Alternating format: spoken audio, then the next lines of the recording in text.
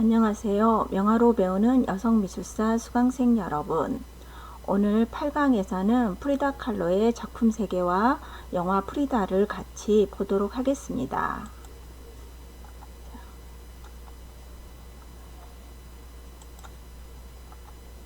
지난 시간에 이어서 프리다 칼로의 이제 자아상 몇 점하고 프리다 칼로가 이제 주인공인 영화 프리다에서 이제 왜 다양한 프리다 칼로의 작품이 나와 있는 부분들과 또 이제 그 멕시코의 풍경이 잘 나와 있고 또 프리다의 사고 부분이 잘 묘사되어 있는 영화 부분을 제가 조금씩 나눠서 넣었습니다. 프리다 칼로는 나의 평생 소원은 단 세 가지다. 디에고와 함께 사는 것, 그림을 그리는 것, 혁명가가 되는 것이다 라고 이렇게 이제 그녀의 일기에 쓰여 있습니다. 여기 보면은 디에고 리베라 같은 경우는 프리다 칼로보다 21살이나 더 많은 나이 많은 남편이었어요.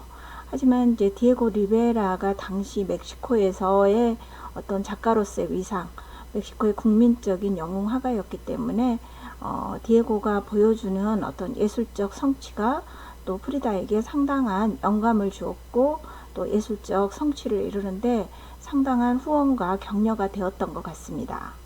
1938년 뉴욕 줄리앙 레비 갤러리에서 첫 전시회를 갔는데요. 이것은 이제 앙드레 브루통이 적극적으로 소개를 하고 그녀를 추천해서 이제 초현실 전시회 같이 하고 또 뉴욕 전시회도 이제 소개를 합니다. 그 이후에 1939년에 파리에서도 또 초대 개인전을 하고 대대적인 개인전 후에 누브르 박물관에서 멕시코 여성 작가로는 최초로 프리다 칼로의 작품을 구입을 합니다. 그 이후에 회저병으로 발가락 절단 수술을 하고 또 골식이슬 수술, 세균간염으로 재수술 이렇게 끊임없는 수술을 통해서 그녀의 몸은 훨씬 더 힘들게 병들어 갔습니다. 이제 이렇게 아픈 프리다는 코요야칸에서 앵무새나 원숭이 같은 동물을 기르면서 정신적인 안정을 찾으려고 노력을 합니다. 건강은 날로 악화되었고 휠체어에 의존하거나 침대에 누워서 그녀는 그림 그릴 수밖에 없었습니다. 자, 나는 꿈을 그리는 게 아니라 나의 현실을 그릴 뿐이다 라고 말하고 있는 프리다의 작품 가시 목걸이를 한 자아상입니다. 여기 보면은 가시 목걸이가 목을 감싸고 있고 죽은 새가 가운데 있습니다. 뭔가 이렇게 째려본 듯한 고양이가 있고 오히려 편안해 보이는 원숭이가 있습니다. 자아상이라는 창작 방식은 작가와 그 작품에 내재된 주제와의 관계, 그 다음에 이제 그 시적인 회화적 언어 간의 관계를 잘 살펴봐야 하는데요. 이 작품 속에서 보면은 프리다는 이렇게 아픈 가시목걸이를 하고 있는 내수님을 상징하는 듯한 가시면류관을 통해서 목걸이를 하고 있는데도 화면을 응시하는 듯한 노려보는 듯한 얼굴 표정은 정말 당당함이 배어 있습니다. 자, 프리다가 키우고 있는 사슴입니다. 프리다는 이렇게 동물들을 기르면서 자신이 어떻게 보면 거꾸로 이 동물들로부터 치유받고 있다라고 말하고 있습니다. 자, 나의 디에고라는 작품입니다. 자, 나의 디에고라는 이 작품은 디에고가 굉장히 이 테오아나를 입고 있는 프리다 칼로의 모습을 좋아했다고 합니다. 그녀의 이 이마 한가운데 디에고를 그려져 있는데요. 디에고가 후에 이제 이혼을 하고 나서 또 이제 디에고하고 결합을 한지 막 결합하고 나서 이 그림을 그렸었는데요. 그 이후에도 디에고는 성실한 남편이지 못하고 끊임없이 연문을 뿌려댑니다. 이런 디에고를 애증의 관계로 프리다는 사랑하면서도 또 미워하면서 그녀의 그림 속에 이렇게 이제 동양의 지혜의 눈에 해당되는 이마 한가운데 디에고를 그려 넣습니다. 자, 여기 보면은 테오아나를 입고 있는 이제 자신이 멕시코 혈통에 대한 전통 의상인 테오아나를 입고 있는 자신의 모습 속에 그 디에고를 그려 넣었었는데요. 어떤 이제 심리학적으로 굉장히 강박적인 또 사랑을 이렇게 표현하고 있다고 합니다. 디에고 리베라에 대한 사랑하는 자신의 남편에 대해서 또 그로부터 받은 고통이 너무나 크고 또 자신은 테우아나를 통해서 멕시코 남서부 쪽 지역에서 자신의 이제 혈통이 있다라는 표현을 한꺼번에 하고 있습니다. 작은 사슴으로 자신을 표현한 작품입니다. 이 제목은 원래 상처 입은 사슴이라는 제목으로 갖고 있는데요. 프리다의 외상을 표현한 적절한 상징적인 대리물이 바로 사슴이었습니다. 프리다는 사슴하고 자신을 동일시했었는데요. 자신의 원래 생일인 7월 6일은 아즈텍 달력에서 죽음에 해당되는 날이었다고 합니다. 하지만 자신의 생일을 7일로 바꿈으로써 7월 7일로 바꿈으로써 그날은 사슴의 날이었기 때문에 사슴과 자신을 동일시하기 시작을 합니다. 이렇게 달력을 바꿔가면서까지 자신의 운명을 바꾸려고 했던 자신의 노력을 이 프리다는 사슴을 통해서 표현하고 있는데요. 하늘을 향해 뿔을 높이 들어 올리는 사슴의 얼굴에 이렇게 프리다 칼로 자신의 얼굴을 집어넣습니다. 사슴의 얼굴에 대치된 프리다의 얼굴은 화살에 박힌 여린 사슴의 모습보다 훨씬 더 강인해 보이고 있습니다. 여기에 보면 나뭇가지, 잘려나간 나뭇가지에 잎이 돋아나고 있습니다. 이 아즈텍 신화에는 이미 죽은 나무에 새싹이 돋아나면 새 생명을 얻는다라는 어떤 신화적인 이야기를 같이 가지고 있습니다. 자, 영화 프리다는 2002년 베니스 영화제 개막작으로 2003년 아카데미 작곡상, 분장상 등을 수상을 했습니다.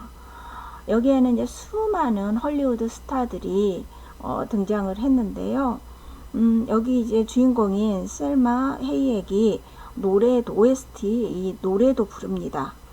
셀마 헤이액 같은 경우는 어머니가 가수였었습니다. 그녀는 1966년 멕시코 출생이었고 프리다 역할뿐만 아니라 이 영화를 만드는데 제작자의 역할도 합니다. 여기에서 보면은 이제 프리다의 영화 여기서 보면 프리다 칼로의 전기, 헤이든 헤레라의 책 전기를 가지고 이 영화를 만들었었는데요. 여기서 이제 나오는 영화 전반의 프리다의 작품들과 멕시코 특유의 민족적 문화를 느낄 수 있어서 굉장히 재밌게 볼 수 있는 요소들이 많이 있습니다. 이 영화의 가장 큰 특징으로는 프리다를 신격화하지도 않고 그렇다고 해서 비판하지도 않고 그러니까 그 전기 책을 기반으로 해서 영화를 만들어서 그냥 이렇게 담담하게 프리다의 일상을 묘사하고 있는데요.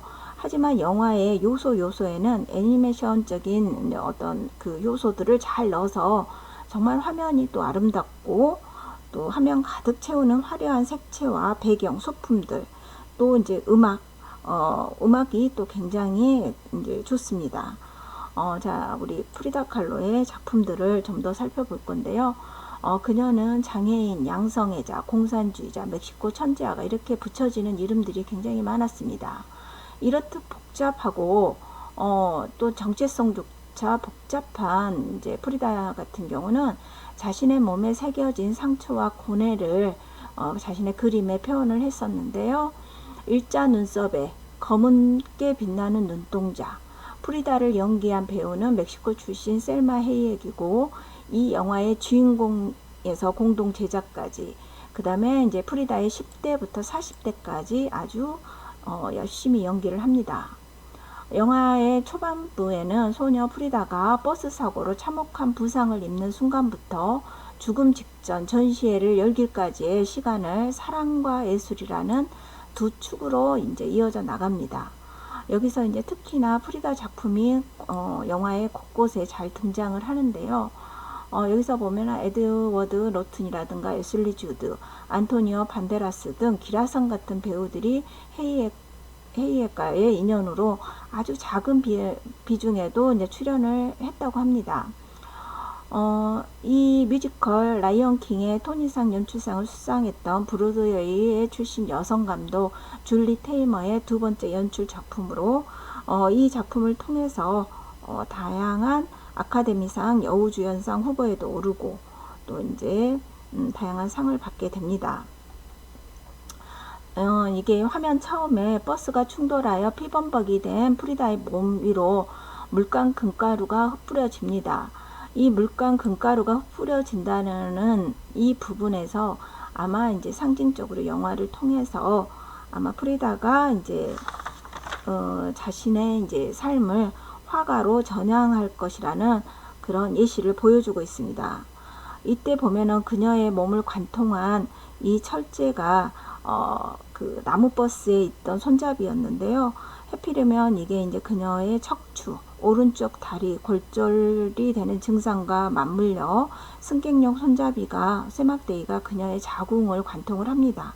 이 사고 이후로 이제 프리다는 아이를 가질 수 없는 좀 아이를 갖기에 이제 적당하지 않은 몸으로 이제 변해 버립니다.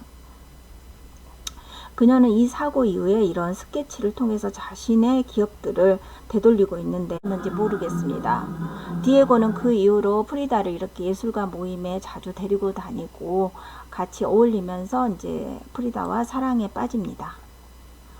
그래서 이제 프리다와 결혼을 하게 됐고요. 디에고 리베라와 결혼을 하게 됐고, 이 영화는 프리다 칼로의 예술성을 스크린에 생생하게 구현하고 있지만, 이렇게 이제 프리다 그림 속에 배우들이 이렇게 똑같이 등장해서 라이브 액션처럼 이제 구성을 해 보입니다. 그래서 참 독특한 영상미를 또 보여주고 있는데요. 자, 이렇게 스톱액션, 애니메이션의 스톱액션 모션 비슷하게 이제 프리다 칼로의 작품과 프리다 칼로의 영상 이미지들이 이렇게 겹쳐서 이제 디지털 효과를 적극적으로 활용해서 보여주고 있는데요. 프리다 칼로의 그림 속 도상들을 구별하기 힘들 정도로 정교하게 연출해 놓았습니다. 이혼 후에 긴 머리를 자르고 검은 슈트를 입고 셔츠도 빛바랜 붉은색 계열의 옷만 입고 있는 프리다 칼로의 모습이 영화 속에 등장을 합니다. 이제 이렇게 본인을 남성적인 역할로 하면서 코스염도 적극적으로 그림 속에 그려 넣습니다. 물론 이때 이제 동성애적인 경향도 좀 보입니다. 삶이 너무나 고통스럽다 보니까 이렇게 생애에 반항하는 자신의 모습들을 또 그림에 담담히 그려 넣습니다. 이렇게 이제 누워서도 침대 위에서 이렇게 특수 제작된 이들 위에서 그림을 그렸기 때문에 프리다 칼로의 작품은 그렇게 큰 작업들은 없습니다. 하지만 살아생전에 수도 없는 그림을 그녀는 그려냈었습니다. 이런 불구의 몸으로도 하루에 꾸준히 2~3시간씩 꾸준히 작업을 했다고 합니다. 자, 이렇게 휠체어에 의지해서 자신의 그림을 그리고 있는 프리다 칼로의 이제 모습들이 영화 속에서는 이렇게 프리다 칼로의 작품, 그 다음에 프리다 칼로를 연기했던 셀마 헤이액의 모습, 이렇게 배우의 이미지와 영화 속, 그 다음에 풍경, 멕시코의 풍경, 그 다음에 이제 프리다 칼로의 작품, 이렇게 세 가지가 적절히 애니메이션처럼 잘 융합되어 있습니다. 또한 배우의 이미지를 자세히 들여다보면은 실제 눈물처럼 이렇게 그림 속에 프리다 칼로의 눈에서 눈물이 직접 흘러내리는 장면까지 잘 설정되어 있습니다. 자, 프리다 칼로는 이렇게 온몸이 부서진 채로 누워서 열심히 그림을 그리는 일로 자신의 평생의 과업을 마무리하고 있는데요.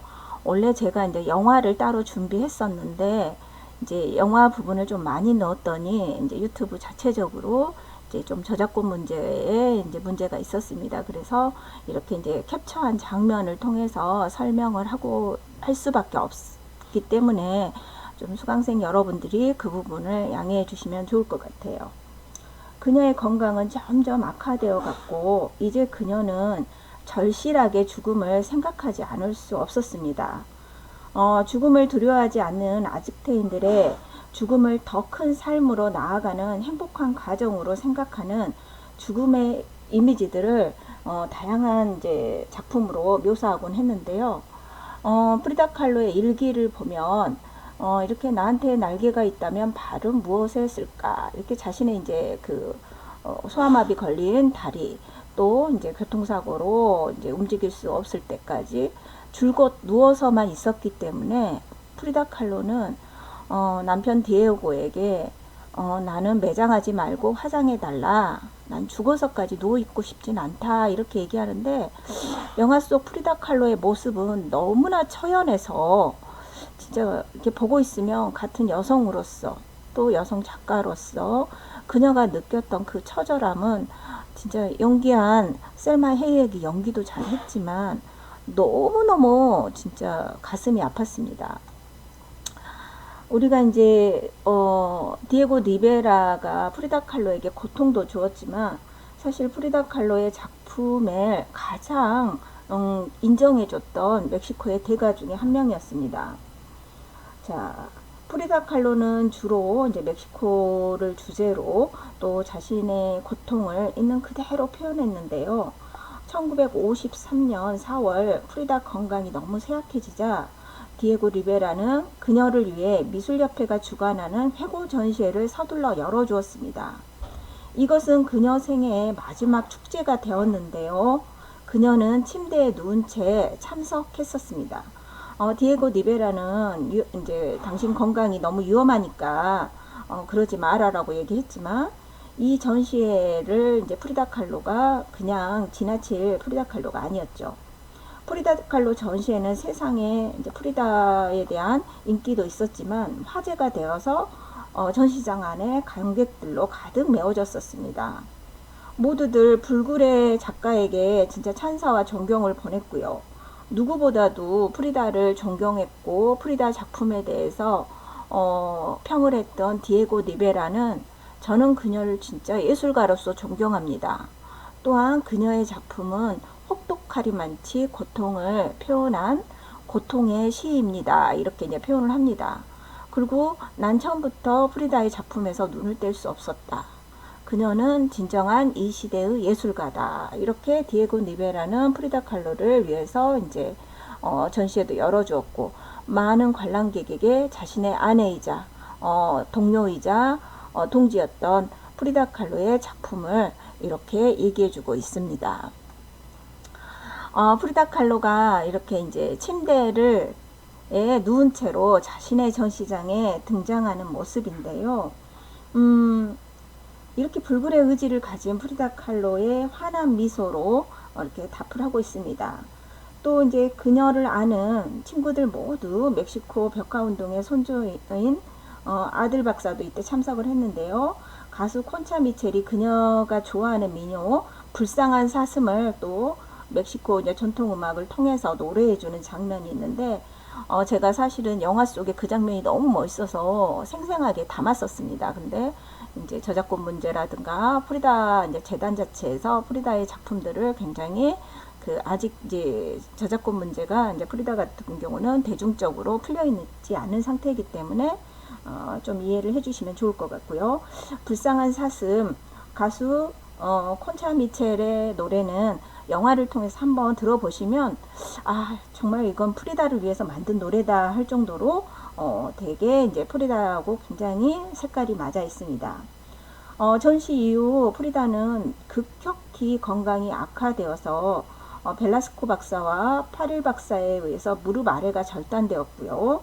수술 직후 그녀는 일기장에 절단한 다리를 그리고 내게 날아다닐 날개가 있다면 왜 다리가 필요하겠어? 아까 보았던 그런 이제 내용의 일기들을 주로 적었다고 합니다. 아마 이 말은 불안한 심리를 달래기 위해서 자기 스스로 자신을 위로하기 위해서 쓴 글이겠죠.